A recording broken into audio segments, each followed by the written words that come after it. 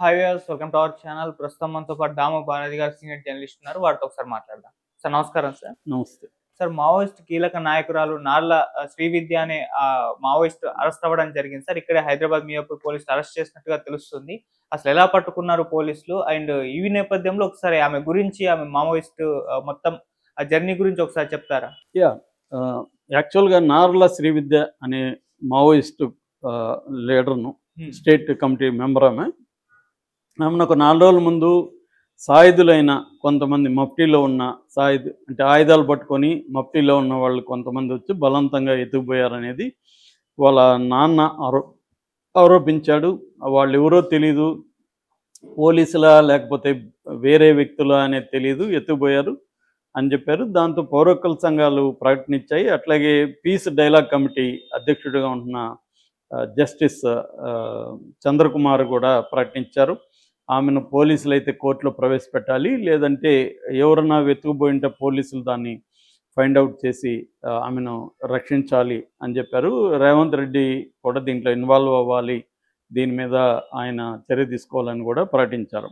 అంటే ఆమెని బలవంతంగా, ఆమె అనారోగ్యం బాగాలేదని చెప్తున్నారు. ఆమె హఫీజ్పేటలో ఉంటూ వైద్యం తీసుకుంటుంది, చికిత్స తీసుకుంటుంది. ఆమెను ఇలాగ పోలీసులు ఎత్తుకోవడం కరెక్ట్ కాదనే విమర్శలు వచ్చాయి. ఆమె ప్రాణాలకి ప్రమాదం ఉందని కూడా అందరూ ఆందోళన వ్యక్తం చేశారు. సడన్గా నిన్న ఆమెని ఎల్బీ నగర్ పోలీస్ స్టేషన్లో నుంచి తీసుకెళ్లి ఎల్బీ నగర్ కోర్టులో ప్రవేశపెట్టారు. సో ఆమె మీద 5 లక్షలు ఉందని అక్కడ డిఎస్పి వినీత్ చెప్తున్నాడు. మాదాపూర్ జోన్ సంబంధించిన డిఎస్పి వినీత్ ఈ మీద 5 లక్షలు ఉంది, ఈమె మావోయిస్టు, ఈ మీద మా ఎల్బీ నగర్లో కేసు ఉందని చెప్తున్నారు. మరి అట్లాంటప్పుడు కేసు ఉన్నప్పుడు ఆమెను లీగల్గా వాళ్ళ ఇంట్లో మామూలుగా అరెస్ట్ చేస్తే నోటీస్ ఇవ్వాలి. ఒకవేళ 8 ఏళ్ళకి పైన పడే శిక్షలు ఉన్న కేసులైతే నోటీసులు ఇవ్వకుండా కూడా తీసుకెళ్ళచ్చు. అంటే కాగ్నిజబుల్ కేసెస్ అంటారు వాటిని. కాగ్నిజబుల్ కేసుల్లో నోటీసులు ఇవ్వాల్సిన అవసరం లేదు. Non bailable and cognisable. So అలాంటప్పుడు నోటీసులు కనీసం వాళ్ళ ఇంట్లో వాళ్ళకి నోటీస్ ఇవ్వాలి, ఇట్లా అరెస్ట్ చేస్తున్నాం అని చెప్పాలి. ఇవన్నీ ఉంటాయి.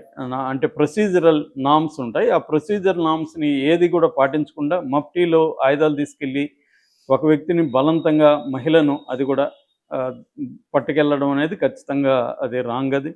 అది పోలీసులు చేశారు, దానికి సమాధానం ఇవ్వాల్సి ఉంటుంది. కానీ కోర్టులు కూడా ఇలాంటి విషయాల్లో జోక్యం చేసుకొని పోలీసుల్ని అడగడం అనేది ఎప్పుడో కానీ జరగదు. ఆల్రెడీ పౌర హక్కుల సంఘాలు ప్రకటించారు, వాళ్ళ ఇంట్లో వాళ్ళు ఇచ్చారు. సో ఎందుకు మీరు ఎలా తీసుకెళ్తారు, అది రాంగ్ కదా అని కోర్టులు అడగాలి. అవేమి లేకుండా కోర్టులు కూడా ఏం చేస్తున్నాయి, వాళ్ళు పెట్టారు, రిమాండ్కి పెట్టేస్తూ ఉన్నారు. సో ఇది జనరల్గా జరిగే ఫినామినా. మామూలుగానే పోలీసులు మావోయిస్టులను కానీ లేకపోతే ఇలా పట్టుకొని పోయి కాల్ చేయడం, చంపేయడం ఇది ఎప్పటి నుంచో జరుగుతూ ఉంది. సో ఇప్పుడు ఆల్రెడీ నెక్స్ట్ ఇయర్ 2026 మార్చి 31 నాటికంతా మావోయిస్టు ఉద్యమాన్ని నిర్మూలిస్తానని పదే పదే అమిత్ షా చెప్తున్నాడు. దానికి కారణాలు కూడా మనం కూడా చెప్పుకున్నాం అనేక సార్లు.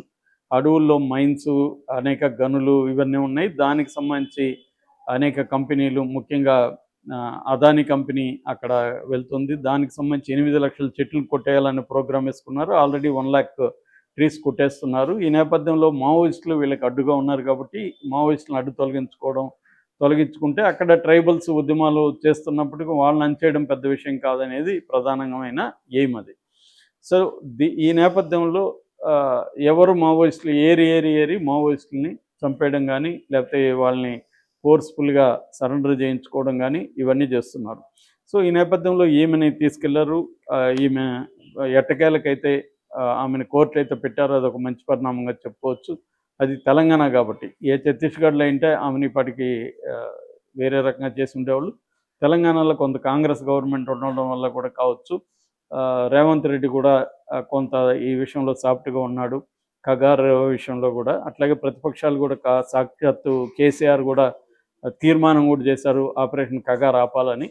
సో ఈ నేపథ్యంలో ఈమెని కోర్టుకు పెట్టినట్టుగా కూడా మనం అర్థం చేసుకోవచ్చు. అయితే ఈమె బయోగ్రఫీకి సంబంధించి ఈమెది నాగర్ కర్నూలు జిల్లా పెద్దకొత్తపల్లి తిరుమలాపురం అని చెప్తున్నారు. ఈమె పేరు రూపా కరుణ అని కూడా పేర్లు ఉన్నాయి. ఈమె జేఎన్టీలో బీటెక్ చదివింది. అయితే వాళ్ళ ఇంట్లోనే వాళ్ళ అన్న రవిశర్మ, వాళ్ళ సిస్టరు శ్రీదేవి, వీళ్ళిద్దరు కూడా మావోయిస్ట్ పార్టీలో ఉన్నారు. రవిశర్మ కూడా హైలీ ఎడ్యుకేటెడ్ ఆయన. మన రాజేంద్ర ప్రసాద్ సెంట్రల్ అగ్రికల్చరల్ యూనివర్సిటీలో ఆయన చదువుకున్నారు, పీజీ చేశారు. దాని తర్వాత ICAR Indian council for agricultural research ఇన్స్టిట్యూట్లో ఆయన పిహెచ్డీ చేస్తున్నాడు. ఆ టైంలో ఆయన మావోయిస్ట్ పార్టీలో ఉద్యమంలోకి వెళ్ళి అంచెలంచెలకు వెతుకుతూ వచ్చి సెంట్రల్ కమిటీ మెంబర్ స్థాయికి వెళ్ళగలిగాడు. ఆయన భార్య బి అనురాధ, ఆమె కూడా 4 ఏళ్ల పైన జైల్లో ఉండొచ్చింది. ఈ మధ్యనే మళ్ళీ కూడా ఆమెను అరెస్ట్ చేశారని చెప్తున్నారు. ఈ మధ్యనే ఆమె చందమామని ఎంతకాలం బంధించగలం అన్న ఆ కైండ్ ఆఫ్ పుస్తకం రిలీజ్లో కూడా మాట్లాడింది. ఆ స్పీచ్ కూడా వైరల్ అయింది. సో ఆమె జైలు కథల మీద కూడా కథలు కూడా రాసింది, అది కూడా పబ్లిష్ అయింది. సో ఆమెను కూడా అరెస్ట్ చేశారు. రవి శర్మను కూడా అరెస్ట్ చేశారు. వాళ్ళిద్దరిని వివిధ జైళ్ళల్లో పెట్టారు. సో వాళ్ళ సిస్టర్ అనమాట ఈమె, ఈ రవి శర్మ సిస్టరు, వీళ్ళ శ్రీదేవి, ఈమె ఇద్దరు ఉన్నారు. ఈమె కొంతకాలం మావోయిస్టు అనుబంధ సంస్థగా చెప్పబడే చైతన్య మహిళా సమైక్య, ఒకప్పుడు అది మహిళా శక్తి పేరుతో ఉండేది, దాని తర్వాత చైతన్య మహిళా సమైక్య, వాళ్ళకి మహిళా మార్గం అనే పత్రిక కూడా వస్తుంది. సో ఈ చైతన్య మహిళా సమైక్యలో మెంబర్గా ఉండేది. వీటిని ఫ్రంటల్ ఆర్గనైజేషన్స్ అంటారు అనమాట. అంటే ప్రజా సంఘాలు అని పిలుస్తారు. అంటే రాడికల్ విద్యార్థి సంఘం కావచ్చు, రైతు కూలి సంఘం కావచ్చు, విప్లవ రచ సంఘం కావచ్చు, పౌరకుల సంఘం, ఇలాంటి కొన్నిటిని పిలుస్తారు. కొన్నిటిని బ్యాన్ చేశారు, కొన్నిటిని చేయలేదు. సో ఈ సంఘంలో ఆమె సభ్యురాలుగా ఉండి తర్వాత 2006లో 2006 వరకు ఆమె లీగల్గా బయట ఉన్నింది మహిళా సంఘాల్లో. దాని తర్వాత 2006లో ఫుల్ టైమర్గా ఆమె వెళ్ళిపోయింది. ప్రొఫెషనల్ రెవల్యూషనరీ పిఆర్ అంటారు వెళ్ళి, అలా ఫుల్ టైమ్గా ఆమె మావోయిస్ట్లో జాయిన్ అయిందని చెప్తున్నారు. అక్కడి నుంచి ఆమె వివిధ పదవుల్లోకి వెళ్ళింది. ఫైనల్గా ఆమె ఇప్పుడు స్టేట్ కమిటీ మెంబర్గా ఉంటుంది. అట్లాగే దండకారణ్య జోనల్ కమిటీ మెంబర్గా కూడా ఆమె పనిచేస్తూ ఉంది. సో ఈ నేపథ్యంలో ఆమెకు అనారోగ్యం గత కొంతకాలంగా బాగలేనప్పుడు ఇక్కడికి వచ్చి తల్లిదండ్రుల ఇంట్లో ఉంటూ అఫీజ్పేటలో వైద్యం తీసుకుంటుంది. ఇది కొంత నాకు ఆశ్చర్యకరమైన విషయం. ఒక ఫుల్ టైము ఒక స్టేట్ కమిటీ మెంబర్గా ఉండి ఆమె ఎక్కడో సీక్రెట్గా వైద్యం తీసుకోవాలి, కానీ ఇక్కడొచ్చి తల్లిదండ్రుల ఇంట్లో ఎలా వైద్యం తీసుకుంటారు? అది టెక్నికల్గా మామూలు తప్పు. టెక్ రూల్స్ అంటారు వాళ్ళు మావోయిస్టులు. Tech rules and tech methods అంటారు. టెక్ మెథడ్స్ అనేవి చాలా సిన్సియర్గా ఫాలో కావాలి, కానీ చాలాసార్లు ఫాలో కాకపోవడం వల్ల కూడా వాళ్ళు ఈజీగా పోలీసులకు దొరికిపోతుంటారు.